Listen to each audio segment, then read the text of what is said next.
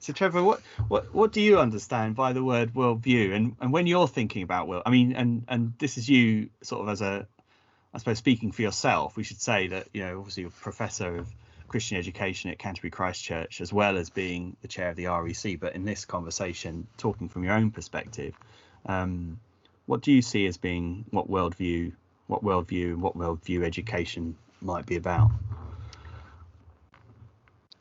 That's a really interesting question, because worldview sounds very straightforward to begin with. And the thing that struck me in the conversation that's happened since the Commission published its report is that it's got more and more complicated. And I think the reason for that is because we're often talking about two different things. My impression is that most of us as teachers, as RE teachers, when we hear the word worldview, we immediately think about the stuff that we teach, Christianity, Islam, humanism, those sort of notions of organizations of the content. So it becomes a way of organizing the content.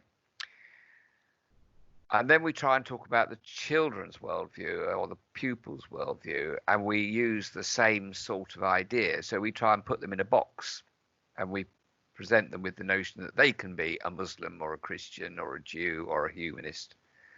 So it's like they've got a particular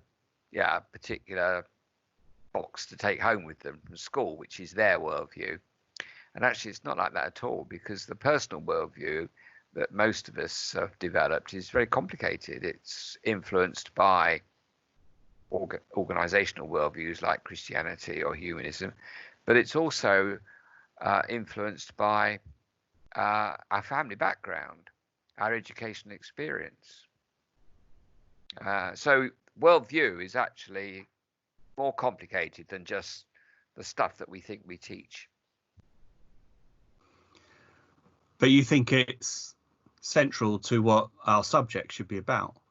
I think worldview is absolutely central. And to me, what our subject is about is creating a conversation between the organized worldviews that we're used to having lined up in our curriculum and put into boxes, which we teach as units, or some of us do it like that, but that's the sort of way we think. And the pupil's own personal worldview. So the skill of the teacher lies in the interaction that happens between those two.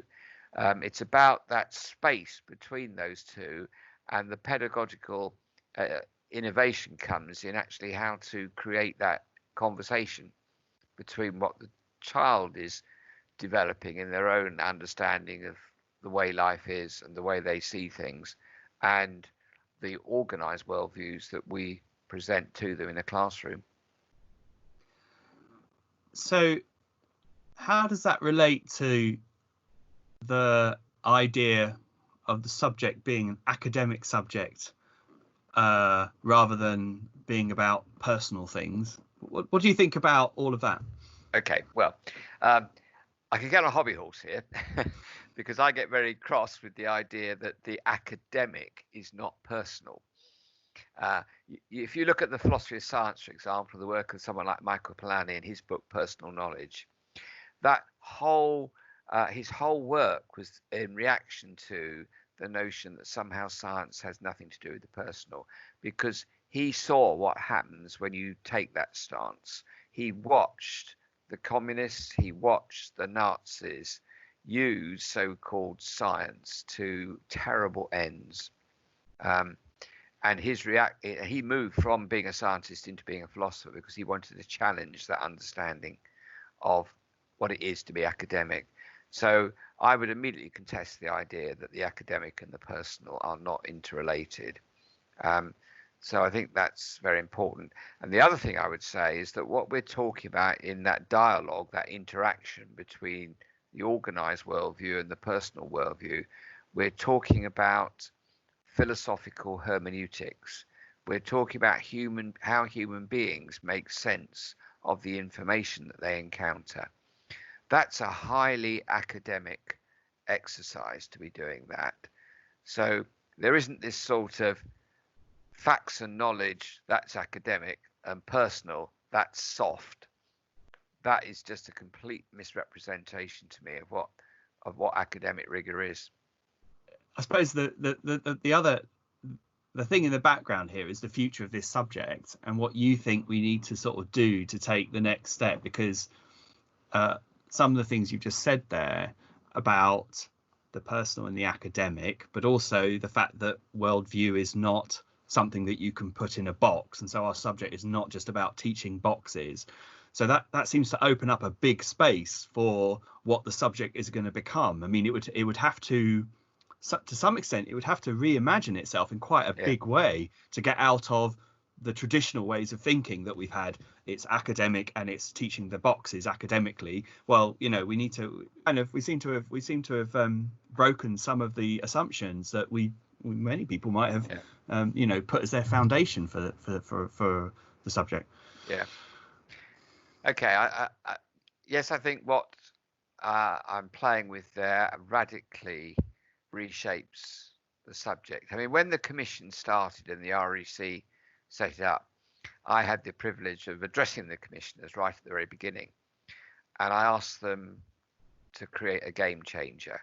What I said to them is, we don't just want another report which says we need more money, we need more training for teachers, we need better resourcing, because that'll just go on the shelf and it'll sit there like every other report that said that. We need a game changer, and by game changer that means rethinking our subject so it's relevant for the next 20 years. It's demographically relevant. It speaks into the population of young people that will be coming through schools.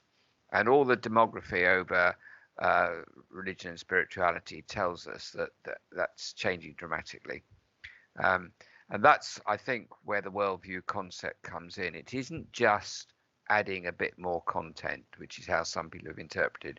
It isn't saying non-religious worldviews must be in the curriculum, which of course they must, but it's saying a lot more than that. It's saying we need to reframe the subject to make it something that helps young people, if you like, interact well with the society that they're experiencing in relation to religion, worldview, spirituality.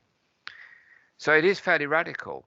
And I think that's what the national entitlement in the core report, the commission report, was all about. It was actually pointing out the sort of things that children need to know and understand to do with how worldviews develop, how they're very complicated, how they've got fuzzy boundaries, how if you describe yourself as a Christian, you're not just in one box that sits there sealed off from every other box, because what sort of Christian are you? You're a Christian who's grown up in a wealthy country, influenced by secular thinking. That's a very different sort of Christian from one who grows up in an Indian village, for example. So understanding how all that works, and it seems to me that that's what our subject is going to be about, and about helping young people position themselves in relation to that. Professor Trevor Cooling, thank you very much indeed.